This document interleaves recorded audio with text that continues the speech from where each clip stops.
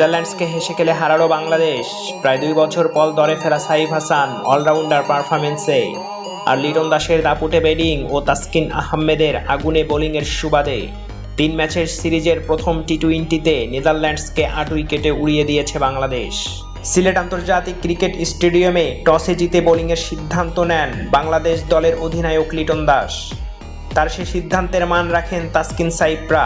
38 রানের মধ্যে 2 ওপেনারকে সাজঘরের পথ দেখিয়ে স্বাগতিকদের দারুণ শুরু এনে দেয় তাসকিন আহমেদ।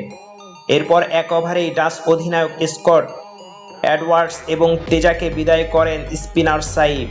নিজের তৃতীয় ও চতুর্থ ওভারে আরও 2 উইকেট শিকার করে ডাচদের বড় সংগ্রহের সম্ভাবনা নস্যাৎ করে দেন তাসকিন আহমেদ। 4 ওভার বল করে 28 রান খরচ করে 4 উইকেট তুলে নেন তাসকিন। 137 রানের লক্ষ্য পেয়ে শুরুতেই টি-20 মেজাজে ব্যাট চালায় বাংলাদেশ দল। দলীয় 26 রানে ওপেনার পারভেজ ইমন 9 বলে 15 রান করে ফিরলেও তাতে রান তাড়ার গতি কমে যায়নি। দ্বিতীয় উইকেটে ওপেনার তানজিম তামিমকে নিয়ে 39 বলে 66 রানের বিস্ফোরক এক জুটি গড়েন অধিনায়ক লিটন দাস। 10ম ওভারে তানজিম 24 বলে 29 রান করে ফিরলেও লিটন মনোযোগ হারায়নি। তৃতীয় উইকেটে সাইফকে নিয়ে 46 রানের অবিচ্ছিন্ন জুটি গড়েন তিনি। 26 বলে পেয়ে যান ব্যক্তিগত 50-এর দেখা।